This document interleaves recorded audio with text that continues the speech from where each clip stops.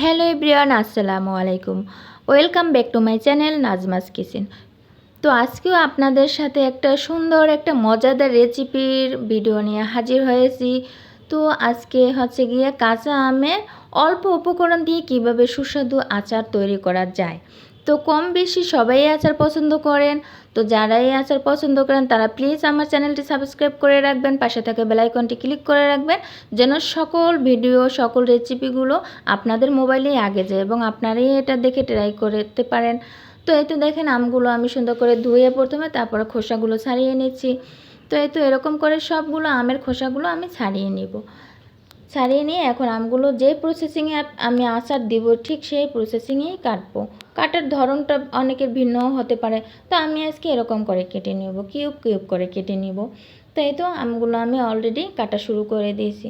তো সাবধানের সাথে কাটবেন আপনারা, যাতে আপনাদের হাতে আবার লেগে না যায়। আমি কিন্তু অনেক সাবধানের সাথে কাটতেছি, এজন্যই আপনাদের দেরি হচ্ছে। যাই হোক, দেরি হওয়া ভালো, কিন্তু হাতে লেগে যাওয়াটা ভালো নয়। এই তো আমের অবশ্য অনেক ধরনের আচার তৈরি করা যায়।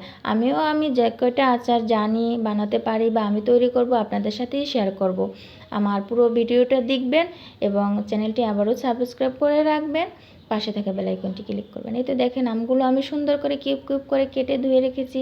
এদিকে চুলাতে আমি একটা পানি গরম বসিয়ে দিয়েছি শুধু একটু লবণ দিয়ে। এর ভিতরে আমি হালকা ভাপিয়ে নিয়েছি আমগুলো, এখন পানি ঝরাতে দিব।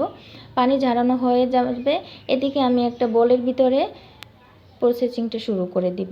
চিনি দিব প্রথমে, তারপরে পানি ঝরানো ভাপিয়ে রাখা আমগুলো ছড়িয়ে দিব। তো এই তো দেখেন আমগুলো ছড়িয়ে দিচ্ছি। এরপরে আমি আবার সুন্দর করে আবারও একটু চিনি ছড়িয়ে দিব। তারপরে আবারও আমি আমগুলো ছড়িয়ে দেব, কিছু আম ছড়িয়ে দিব। এই যে আমগুলো ছড়িয়ে দেওয়ার পরে আবারও আমি আমের ভিতরে চিনি ছড়িয়ে দিব।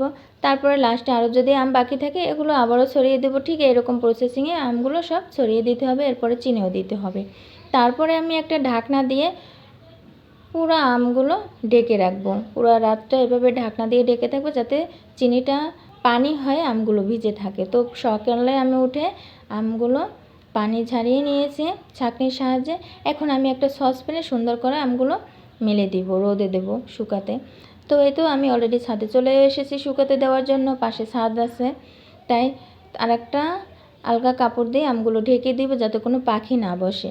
তাই এই তো দেখেন আমগুলো অবশ্য আমি কিন্তু 2 দিন রোদে শুকাইছি। পরে এই তো শুকানোর ভাবটা দেখাই আপনাদেরকে। এই যে একটা বাটিতে তুলে নিব।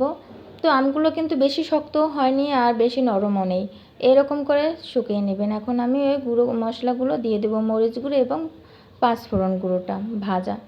তো এরকম ঝাঁকিয়ে ঝাঁকিয়ে সুন্দর করে বয়েমে প্রসেসিং করে রেখে দিতে পারবেন আপনি সারা বছর। তো আমার এই ভিডিওটা যদি আপনাদের কাছে ভালো লাগে থাকে তারা প্লিজ